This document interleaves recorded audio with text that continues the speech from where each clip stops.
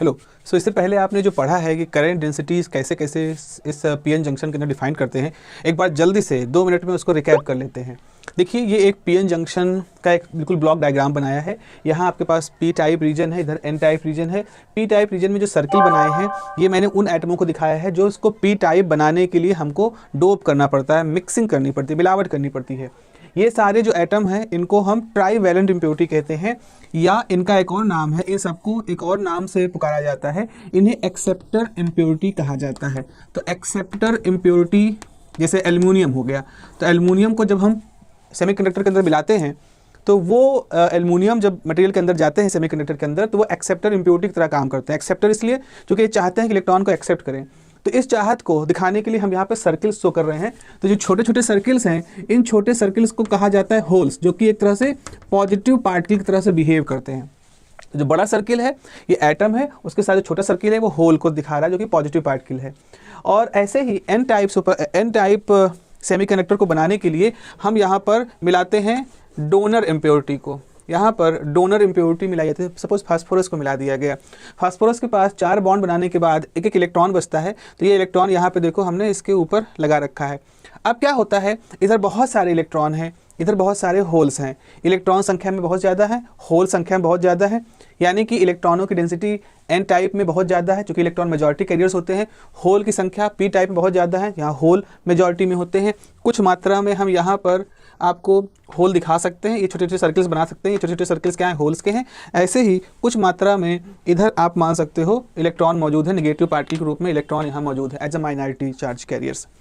अब जरा इस बात को समझें, जैसे ही यहाँ से कुछ इलेक्ट्रॉन मूव करते हैं, तो जो यहाँ पर आने वाले जो ये आयन है, ये जो एटम है, इनके होल से रिकम्बाइन कर गए। आप देखो ना यहाँ पर कोई इलेक्ट्रॉन आप देख रहे हो, ना यहाँ पर आपको कोई होल दिख रहा है। क्यों? क्योंकि इनके इलेक्ट्रॉनों, जैसे यहाँ इलेक्ट्रॉन है, अगर ये मूव करके जाएँ और इसको ऑक्यूपाई कर ले, तो अब आपको ना इसका सर्किल दिखाई पड़ेगा, ना इसका इलेक्ट्रॉन दिखाई पड़ेगा, केवल आयन बन जाएंगे। ऐसा ही काम यहाँ पर हुआ है। तो ये पॉजिटिव आयनों की एक लेयर है, निगेटिव आयनों की एक लेयर है, और ये आयन फिक्स होते हैं अपनी जगह पर। केवल इनके जो चार्ज है यही यहाँ से मूव कर सकते हैं।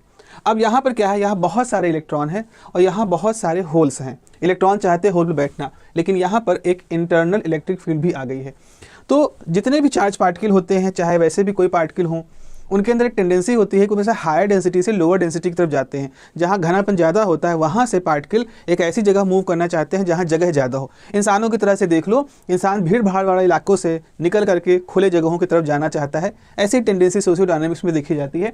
तो हम मान सकते हैं कि इलेक्ट्रॉनों के अंदर, खासतौर पर जो कि हम इलेक्ट्रॉन की बात कर रहे हैं, डेंसिटी ग्रेडियंट की वजह से, डेंसिटी ग्रेडियंट का मतलब होता है डेंसिटी का जो बदलाव है, डेंसिटी कहीं ज़्यादा कहीं कम है, इसी को डेंसिटी ग्रेडियंट कहेंगे। क्योंकि यहाँ डेंसिटी ज़्यादा है और इधर डेंसिटी कम है इलेक्ट्रॉनों की, तो इलेक्ट्रॉन इधर डिफ्यूज करना चाहेंगे, अपने आप डिफ्यूज करना चाहेंगे। इधर होल ज़्यादा है, इधर होल की संख्या कम है, तो होल्स भी इस तरफ डिफ्यूज करना चाहेंगे। तो ये एक स्वभाव होता है इनका, क्योंकि इसी प्रोसेस की वजह से ही इधर के इलेक्ट्रॉन इधर गए होंगे, इधर के होल इधर गए होंगे, और तो हमारे पास ये पॉजिटिव आयनों की लेयर और नेगेटिव आयनों की लेयर बन गई है। वो इसी स्वतः स्वाभाविक प्रक्रिया की वजह से, इंस्टेंटेनियस प्रोसेस की वजह से हुआ है।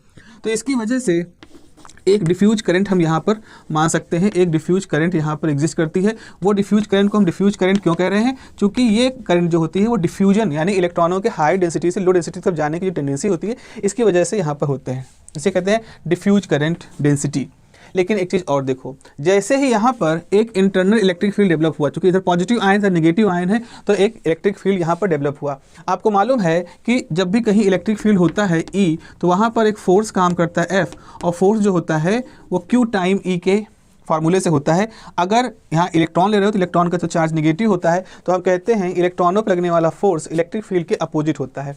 तो चूंकि इलेक्ट्रिक फील्ड इस तरफ है, बाएं तरफ है, तो इलेक्ट्रॉनों पर लगने वाला जो फोर्स होगा वो दाएं तरफ होगा, तो इलेक्ट्रॉनों को दाईं तरफ ढकेलेगा। तो अब यहाँ पर क्या हो रहा है, जो इलेक्ट्रॉन डेंसिटी में ज़्यादा हैं, ये सारे इलेक्ट्रॉन इस तरफ पुश होना चाहते हैं ताकि वो हाई डेंसिटी से इधर पहुँच जाएं लो डेंसिटी की तरफ।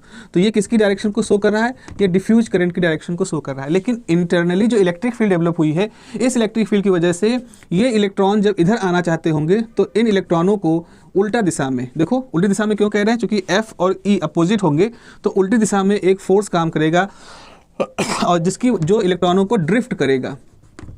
तो इलेक्ट्रिक फील्ड की वजह से जो करंट होती है उसको ड्रिफ्ट करंट कहते हैं, और डेंसिटी की वजह से जो करंट होती है उसको डिफ्यूजन करंट कहते हैं। और हम यहाँ पे देख रहे हैं जहाँ इलेक्ट्रॉन को डिफ्यूजन इधर लाने की कोशिश करेगा, ड्रिफ्ट उसको अपोजिट ढकेलने की कोशिश करेगा। तो इस तरह से एक इक्विलिब्रियम की स्थिति आ जाएगी, जिस इक्विलिब्रियम स्थिति में ना ये इलेक्ट्रॉन इधर आगे बढ़ पा रहे होंगे और ना ये पूरी तरह से इधर यहाँ सिमट के रह जा रहे होंगे। तो इलेक्ट्रॉन एक तरह से रुक दिए जाएंगे। यहाँ पर देखो डिफ्यूजन करंट डेंसिटी है, जो कि डिफ्यूजन का प्रोसेस तो काम करेगा ही, ड्रिफ्ट करंट डेंसिटी है, लेकिन एक दूसरे को बैलेंस किए हुए हैं। तो ये दोनों डेंसिटी जीरो नहीं है, लेकिन हैं और एक दूसरे को बैलेंस किए हुए हैं, तो इक्विलिब्रियम होता है। इस इक्विलिब्रियम की वजह से ना इधर से कोई इलेक्ट्रॉन इधर घूम पाता है, ना इधर से कोई होल इधर जा पाता है। तो इस तरह से इक्विलिब्रियम कंडीशन आ जाती है, और सर्किट के अंदर एक तरफ अभी भी इलेक्ट्रॉनों का बहुत सारा डेंसिटी मौजूद रहेगा, एक तरफ होल की बहुत सारी डेंसिटी मौजूद रहेगी। अब एक माइन्यूट सी बात समझें जो कि थोड़ा सा क्रूशियल है समझने की, क्योंकि हम जानते हैं कि सेमीकंडक्टर के अंदर जो बॉन्ड्स होते हैं वो लगातार टूटते और जुड़ते रहते हैं। मतलब एक बॉन्ड टूटेगा तो एक इलेक्ट्रॉन एक होल बनेगा, वहीं एक इलेक्ट्रॉन किसी होल पे जब भर जाएगा तो होल और इलेक्ट्रॉन दोनों नहीं दिखेंगे। तो इसे कहते हैं रिकॉम्बिनेशन, जनरेशन, कॉम्बिनेशन। तो इलेक्ट्रॉन बॉन्ड टूटा तो जनरेट हुआ, कौन जनरेट हुआ? एक होल और एक इलेक्ट्रॉन का जोड़ा, होल और इलेक्ट्रॉन का जोड़ा जनरेट हुआ, और जैसे ही होल इलेक्ट्रॉन मिले तो डिस्ट्रॉय हो गए, एक तरह से रिकॉम्बाइन कर गए आप में। तो जनरेशन और रिकॉम्बिनेशन दोनों होते रहते हैं, और वो क्यों होते हैं? थर्मल एनर्जी की वजह से। अब देखो यहाँ पर जो मैंने सर्कल दिखाए हैं ये सिर्फ वो इम्प्योरिटी आइटम, जैसे एल्युमिनियम या फॉस्फोरस जो हमने मिलाए हैं। ऐसा नहीं है कि यहाँ पर सेमीकंडक्टर के आइटम नहीं होंगे, क्योंकि सेमीकंडक्टर के आइटमों के बीच में ही आइटम फंसे हुए होते हैं। अब मान लो यहाँ कोई बॉन्ड टूटा, यहाँ कोई बॉन्ड था टूटा, जैसे बॉन्ड टूटेगा तो एक इलेक्ट्रॉन बनेगा, एक होल बनेगा। देखो एक इलेक्ट्रॉन बना, एक होल बना, और वो कहाँ बना? इस जगह पे बना जहाँ केवल आयन रहते हैं। तो जैसे ये इलेक्ट्रॉन यहाँ पर आएगा तो वो तुरंत इलेक्ट्रिक फील्ड को महसूस करना शुरू करेगा, क्योंकि वो तो बीच में ही है, इस पूरे रीजन में ही है। तो क्या होगा? ये इलेक्ट्रॉन एक झटके से इलेक्ट्रिक फील्ड के अपोजिट डायरेक्शन भागेगा इधर, और ये होल एक झटके से इस तरफ भागेगा जिधर की पी टाइप रीजन है। यानी कि ये इलेक्ट्रॉन, जो भी इलेक्ट्रॉन होल जनरेट होंगे, अगर मान लो यहाँ टूट के जनरेट हुआ तो इलेक्ट्रॉन इधर भागेगा, होल इधर भागेगा। ऐसे ही यहाँ कहीं हुआ तो इलेक्ट्रॉन इधर भागेगा, होल इधर भागेगा। तो हम ये पाते हैं कि जिस समय इस पूरा पोटेंशियल बैरियर, अभी ये जो पॉजिटिव निगेटिव आयनों का जो रीजन, इसको पोटेंशियल बैरियर कह रहे हैं, इसको डिप्लीशन लेयर भी कहा जाता है। डिप्लीशन लेयर इसलिए क्योंकि इस हिस्से में अगर कोई इलेक्ट्रॉन या होल अगर आता भी है, जनरेट होता भी है थर्मल ब्रेकिंग की वजह से, तो इमीडिएटली वो दाएं बाएं मूव करके इस इलाके को खाली कर देगा। इसीलिए ये जो पूरा हिस्सा होगा वो डिप्लीटेड हो जाएगा। डिप्लीटेड फ्रॉम, किससे डिप्लीट मतलब किससे खत्म हो जाएगा?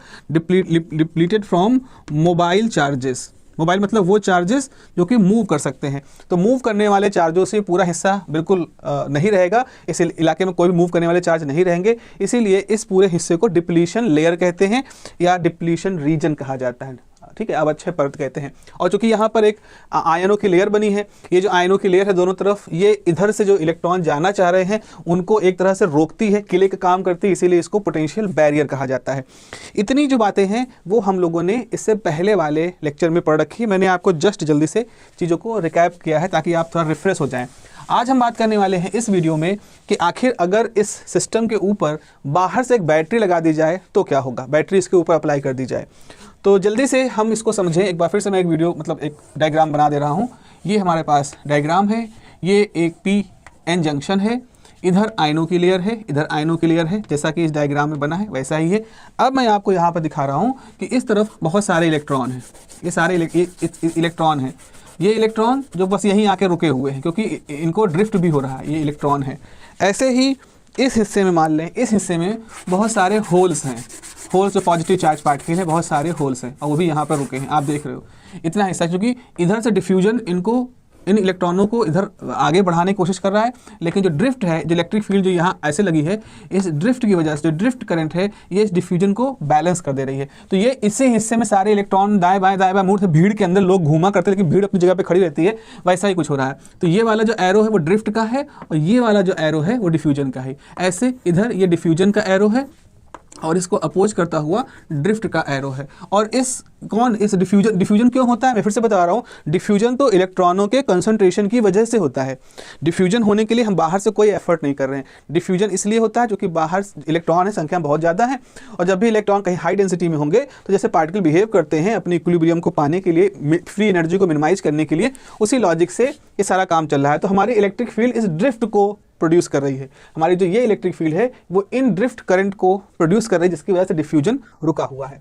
अब हम क्या करते हैं, ये जो हमारा प्लस रीजन है, ये माइनस रीजन है, अब हम एक बैटरी लगा देते हैं। एक बैटरी हमने लगाई इस तरह से, सपोज हमने बैटरी को ऐसा जोड़ा, ये हो गया हमारी बैटरी का जुड़ाव। तो हमने क्या किया, ऐसा करते हैं, पहले सिंपल केस लेते हैं, प्लस माइनस।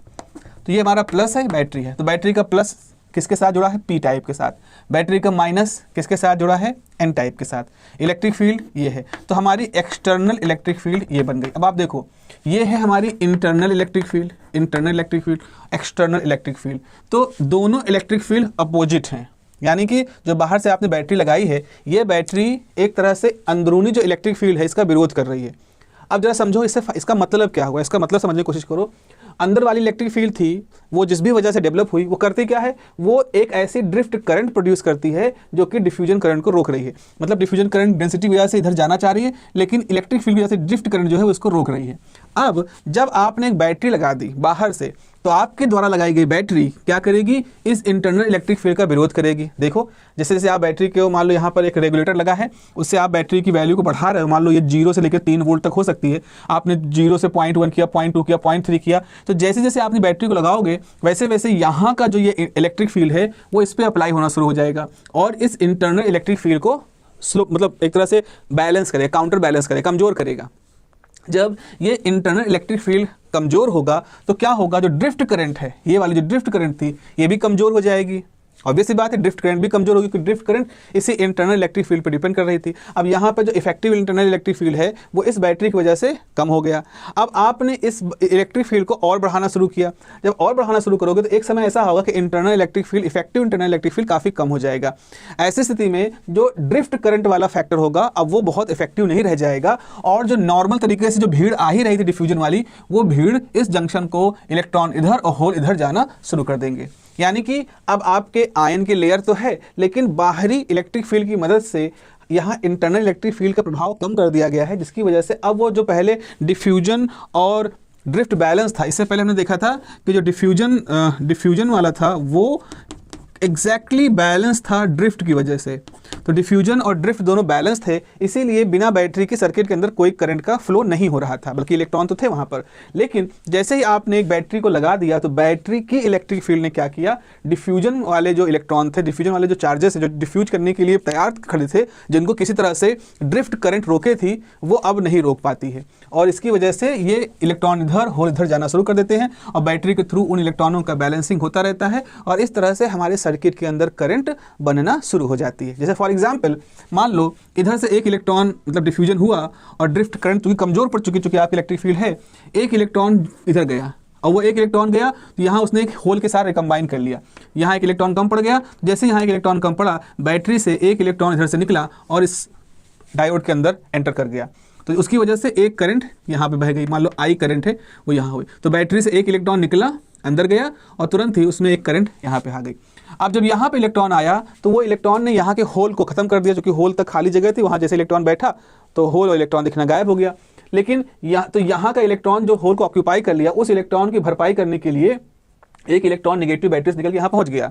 लेकिन जो होल यहाँ गायब हो गया है उसको क्या होगा, तभी क्या होगा, यहाँ एक बॉन्ड टूटेगा, इस बॉन्ड के टूटने से एक होल बनेगा, एक इलेक्ट्रॉन बनेगा। होल तो यहाँ रुका रहेगा क्योंकि वो होल तो इस खत्म हुए होल की भरपाई होगा, लेकिन जो ये इलेक्ट्रॉन होगा वो इस रास्ते से पार करके बैटरी के प्लस सिरे में चला जाएगा, और फिर बैटरी के प्लस सिरे से वो अंदर ही अंदर बैटरी के माइनस सिरे पहुंच जाएगा। तो चूंकि यहाँ इलेक्ट्रॉन निकल के ऐसे आया है तो आपकी करंट इस तरह से होगी। तो आप देख रहे हो जैसे आपने बैटरी लगाई।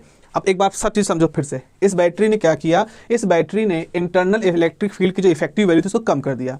उसकी वजह से डिफ्यूज करने वाली करंट थी, वो डिफ्यूज करने वाली करंट अपने स्वाभाविक व्यवहार के हिसाब से हाई कंसंट्रेशन से लो कंसंट्रेशन की तरफ जाती है, जंक्शन को पार करके इधर बढ़ने के लिए। मान लो एग्जाम्पल के लिए एक इलेक्ट्रॉन यहाँ से गया और इधर पहुँचा, यहाँ जो कि बहुत सारे होल थे, होल क्या होती है, खाली जगह जहाँ इलेक्ट्रॉन भर सकते हैं, तो वो इस खाली जगह को भर लेते हैं। एक इलेक्ट्रॉन यहाँ से गायब हो जाता है, एक होल यहाँ से गायब हो जाता है। तो इन चार्जों की संख्या को फिर से बनाए रखने के लिए ना खाली हो जाएगा सब, बैटरी से एक इलेक्ट्रॉन यहाँ से गुजरता है जो यहाँ से भागे हुए इलेक्ट्रॉन की जगह ले लेता है, और उसी समय यहाँ पे जो होल कम होता है उस होल को फिर से बनाने के लिए एक बॉन्ड टूटता है, बॉन्ड टूटने से एक होल इलेक्ट्रॉन का जोड़ा बनता है, होल तो यहीं रह जाता है, इलेक्ट्रॉन इस बैटरी से रास्ते से बैटरी के प्लस सिरे पहुँच जाता है। तो बैटरी के जहाँ माइनस सिरे से एक इलेक्ट्रॉन निकल के सर्किट के अंदर गया था, वहीं इस सर्किट मतलब इस डायोड से, इस सेमीकंडक्टर से एक इलेक्ट्रॉन फिर से बैटरी के अंदर आ जाता है और अंदर अंदर वो घूमता है। तो इस तरह से चार्ज जो है इस पूरे सर्किट के अंदर चार्ज का मोशन होता रहता है, जिसकी वजह से हम यहाँ पे करंट को देखते हैं। ये जो पूरी प्रक्रिया है जिसमें कि इस इलेक्ट्रॉनों का फ्लो होता है, इसे क्या कहते हैं? इसे कहते हैं फॉरवर्ड बायसिंग। इस घटना को, इस इंतजाम को हम फॉरवर्ड बायसिंग कहते हैं। फॉरवर्ड कहने का मतलब यही है कि करंट, मतलब आपने कैसा इंतजाम कर दिया, जो पहले डिफ्यूजन और ड्रिफ्ट जो बैलेंस थे उस बैलेंस को डिस्टर्ब कर दिया गया ताकि सर्किट के अंदर एक करंट का फ्लो हो सके। और सबसे खास बात यह है कि ये जो फ्लो होता है ये ओम्स के लॉ जैसा नहीं होता है। जैसे ओम्स के लॉ में क्या होता है? ओम के लॉ में अगर आप वोल्टेज और करंट के बीच में ग्राफ खींचोगे तो ग्राफ ऐसे आता है। यहाँ पर ऐसा ग्राफ नहीं होगा। अगर यहाँ हम इस फॉरवर्ड बायस में अगर ग्राफ खींचें तो ग्राफ का स्थिति कैसा होगा? ये वोल्टेज है, ये करंट है, ठीक है। शुरू में क्या हुआ? एक्सटर्नल इलेक्ट्रिक फील्ड जो थी जीरो थी, तो शुरू में आपने जो पोटेंशियल अप्लाई किया था जीरो था। फिर आपने और जो इंटरनल इलेक्ट्रिक फील्ड थी, मान लो 0.7 वोल्ट थी, सपोज 0.7 वोल्ट थी, आपने बाहर से इस बैटरी से 0.1 वोल्ट किया, 0.1 वोल्ट, 0.2 वोल्ट, तो 0.12 वोल्ट इस 0.7 से कम है, तो इसका मतलब है अभी भी ये अपना प्रभाव बनाए हुए है और डिफ्यूजन को आगे जाने से रोक रहा है। तो आपकी करंट जो है वो बिल्कुल नहीं के बराबर होते, लेकिन अचानक से धीरे धीरे आप बढ़ाते हो तो एक ऐसी वैल्यू आती है, मान लो 0.7, तो बाहर से लगने वाली इलेक्ट्रिक फील्ड एग्जैक्टली इस इलेक्ट्रिक फील्ड की वैल्यू के बराबर हो गई, लेकिन दोनों की दिशा अपोजिट है, ये इधर है, ये इधर है। तो क्या हुआ? 0.7 पर आप समझ लो ये इंटरनल इलेक्ट्रिक फील्ड जो कि 0.7 थी वो इस बैटरी के 0.7 से बैलेंस हो गई। तो एक तरह से मान सकते हो इंटरनल इलेक्ट्रिक फील्ड लगभग कैंसिल कर दी गई। ऐसे में क्या होता है, ये जो इलेक्ट्रॉन इधर डिफ्यूजन के लिए रुके थे और होल जो इधर रुके थे वो डिफ्यूज कर जाता है, क्योंकि ड्रिफ्ट जो करंट जो इनको रोक रही थी वो अब इफेक्टिव नहीं रह गई उस तरह से।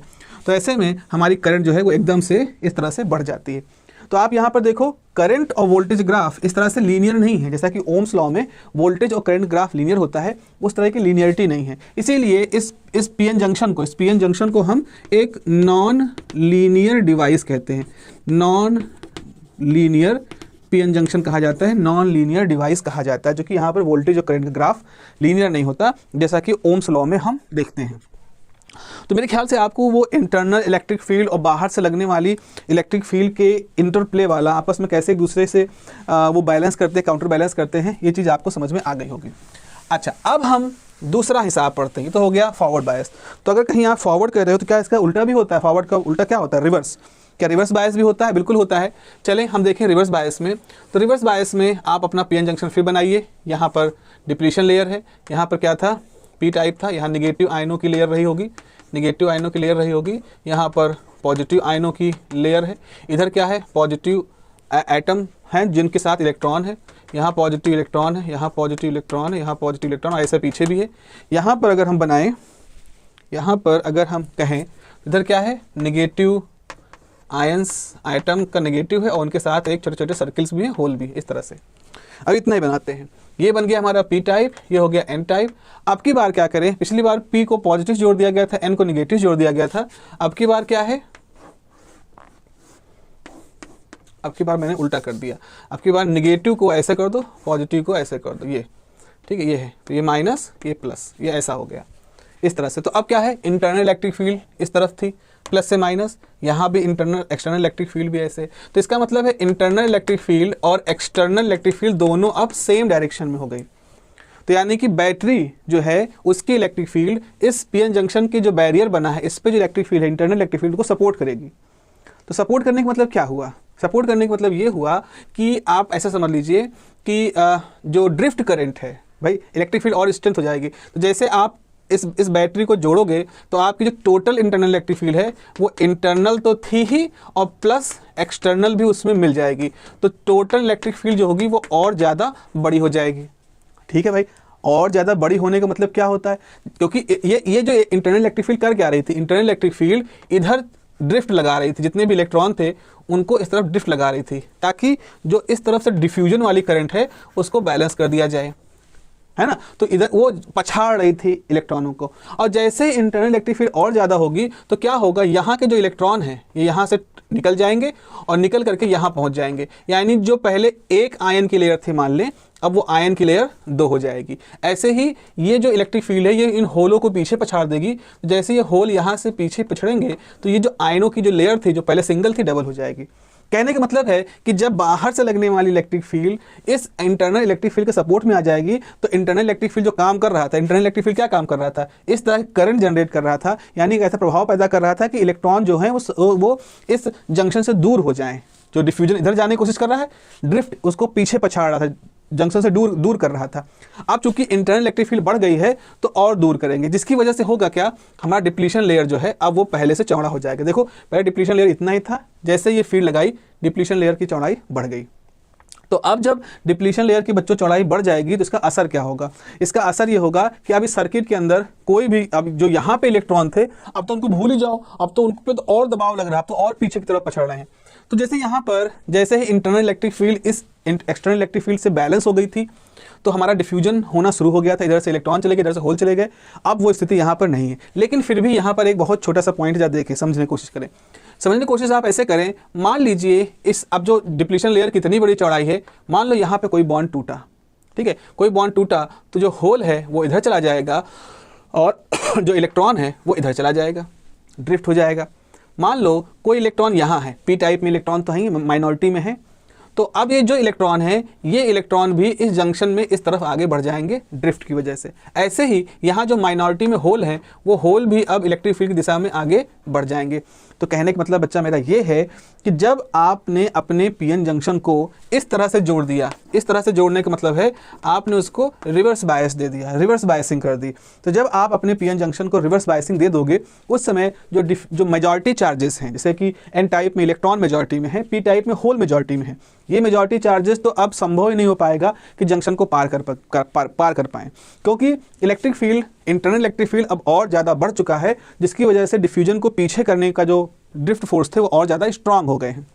ठीक है, तो करंट हमारे पास इस तरह करंट तो नहीं मिलेगी जो मिली एम्पियर की होती है। लेकिन जब ऐसा हो रहा होगा तो ड्रिफ्ट करंट जो है वो इलेक्ट्रॉनों पे काम करती है, होल पे काम करती है। अब वो इलेक्ट्रॉन जो यहाँ है पी टाइप में कम संख्या में, अब हम किसकी बात करने वाले हैं, माइनॉरिटी चार्जेस की। जो माइनॉरिटी चार्ज हैं पी टाइप के और जो माइनॉरिटी चार्ज हैं एन टाइप में, यानी एन टाइप में जो होल है और जो पी टाइप में इलेक्ट्रॉन है, वो क्या करेंगे, अब वो जंक्शन का क्रॉस एक बढ़ी हुई इलेक्ट्रिक फील्ड की वजह से एक थोड़ा तगड़ा बल, थोड़ा मजबूत बल, थोड़ा ज़्यादा बल महसूस करेंगे और वो इस जंक्शन को क्रॉस करना शुरू कर देंगे। इस जंक्शन का क्रॉस इनके मोशन की वजह से हमारे पास एक करंट यहाँ पर प्रोड्यूस होगी जो कि संख्या बहुत कम होगी। संख्या में कम इसलिए होगी क्योंकि बहुत कम माइनॉरिटी इधर भी है, बहुत कम माइनॉरिटी इधर भी है, तो वो कम संख्या में है, रिवर्स मोड में बह रहे हैं वो करंट, और कम संख्या में है और जितनी है उतनी ही फ्लो करेगी। इसीलिए उसका एक नाम होता है, उसे कहते हैं रिवर्स सैचुरेशन करंट। क्या नाम देते हैं उसको, रिवर्स सैचुरेशन करंट। तो इसका ग्राफ ऐसे होता है, इसका ग्राफ बच्चों ऐसे होगा कि आपके पास ये रिवर्स करंट है, रिवर्स करंट है और ये आपका रिवर्स वोल्टेज है। तो ऐसे होगा, इस तरह से करंट बहेगी और ऐसे बहती रहेगी। आप देखो ये कुछ माइक्रो एम्पियर की होती है, बहुत कम होती है। तो आपके पास शुरू में क्या हुआ, जैसे आपने रिवर्स बायसिंग लगाई तो इधर से नेगेटिव चार्जेस, इधर से होल मूव किए, इधर से इलेक्ट्रॉन मूव किए, यानी जो माइनॉरिटी चार्ज थे वो मूव किए, जिसकी वजह से करंट शुरू में बढ़ी। लेकिन जितने थे वो सब मूव कर रहे हैं, इसीलिए उतनी ही करंट बनी रहेगी और वो करंट अब वोल्टेज के साथ चेंज नहीं हो रही है। तो करंट चूंकि कांस्टेंट हो चुकी है, उसकी वैल्यू जो है लगभग इस करंट की वैल्यू एक माइक्रो एम्पियर के रीजन में सैचुरेट हो चुकी है। इसीलिए सैचुरेट मतलब अब आगे नहीं बढ़ रही है, इसीलिए हम इसको रिवर्स सैचुरेशन करंट का नाम देते हैं, इसको रिवर्स सैचुरेशन करंट कहा जाता है। तो इस प्रकार से फॉरवर्ड बायस में डिफ्यूजन यानी मेजॉरिटी चार्जेस की वजह से इलेक्ट्रॉन का फ्लो होता है या चार्जों का फ्लो होता है, और हमारे पास मेजॉरिटी चार्जों की वजह से एक करंट फ्लो करती है, जिसको फॉरवर्ड करंट कहते हैं। रिवर्स बायस में क्या होता है, जो माइनॉरिटी चार्ज होते हैं, कम संख्या वाले चार्ज हैं, ये माइनॉरिटी चार्जेस जो होते हैं ये मूव करते हैं और इनके लिए ड्रिफ्ट वाली मैकेनिज्म आपका कंट्रोल करती है। तो अगर हम बहुत ही समराइज करना चाहें तो आप ये कह सकते हो कि जो फॉरवर्ड करंट होती है, जो फॉरवर्ड बायसिंग में होती है, तो फॉरवर्ड करंट जो फॉरवर्ड बायसिंग में होती है वो किसकी वजह से होती है, वो मेजॉरिटी चार्जेस की वजह से होती है। और जो मेजॉरिटी चार्जेस की वजह से जो ये करंट होती है, इसको कौन सा मैकेनिज्म कंट्रोल कर रहा है, डोमिनेट कर रहा है, इसको डोमिनेट कर रहा है डिफ्यूजन का मैग्नेटिज्म का मैकेनिज्म। और अगर हम बात करें रिवर्स की, तो अगर रिवर्स मोड में आप होते हो तो माइनॉरिटी चार्जेस जो होते हैं उनका रोल होता है, और वो किसकी वजह से हो रहे होते हैं, वो ड्रिफ्ट इफेक्ट की वजह से हो रहा है, जिसके लिए इलेक्ट्रिक फील्ड का जिम्मेदारी होती है। तो डिफ्यूजन जो होते हैं वो इलेक्ट्रिक फील्ड पे डिपेंड नहीं करते, और जो ड्रिफ्ट होते हैं वो इलेक्ट्रिक फील्ड की वैल्यू पर डिपेंड करते हैं। तो इस तरह से मैंने ये जो लाइन समराइज किया है, ये अपने आप में कितने ही दर्जनों ऑब्जेक्टिव टाइप क्वेश्चंस का ये आधार बनता है, जहां डिफ्यूजन, ड्रिफ्ट, इलेक्ट्रिक फील्ड का रोल और फॉरवर्ड बायस, रिवर्स बायस, उनके पीछे की मेजॉरिटी माइनॉरिटी चार्जेस की मैकेनिज्म, इन सब पे डिपेंड करता है। So this is the basic consolidated idea इस वीडियो में हम लोग ने बात की सबसे पहले तो ड्रिफ्ट और डिफ्यूजन करंट होती क्या है, उनका आइडिया क्या है, फिर फॉरवर्ड बायस और रिवर्स बायस क्या होता है, फिर हमने पढ़ा कि जो फॉरवर्ड बायस रिवर्स बायस होते हैं इनमें कैसे मेजॉरिटी चार्ज और माइनॉरिटी चार्जों का डोमिनेंस कब कब आता है, और फिर हमने मेजॉरिटी और माइनॉरिटी चार्ज के डोमिनेंस से डिफ्यूजन और ड्रिफ्ट को जोड़ा, और साथ ही साथ फॉरवर्ड बायस मेजॉरिटी डिफ्यूजन के साथ इलेक्ट्रिक फील्ड क्यों क्या क्या रोल होता है वो देखा, और रिवर्स माइनॉरिटी चार्जेस और ड्रिफ्ट आपस में इनका क्या संबंध है, और उसके साथ देखा कि कैसे इलेक्ट्रिक फील्ड की प्रेजेंस इस सब के अंदर एक इंटरनल मैकेनिज्म की तरह से रहती है। तो ये जो पूरी लाइन है और इस पूरी लाइन को समझाता हुआ जिससे पहले का डेंसिटी है, ये सिर्फ इस करंट के जो सिनेरियो है डायोड के अंदर उसको बता रहा है। तो अगर आपने इतना पढ़ लिया तो आप निश्चित रूप से कोई भी टिपिकल से टिपिकल क्वेश्चन अगर इस पर कंसेप्चुअल बेस का बनता है तो आप उसको आराम से सॉल्व कर ले जाओगे। ठीक है, ओके, सो मिलते हैं क्लास में। Have a nice day, take care, bye bye.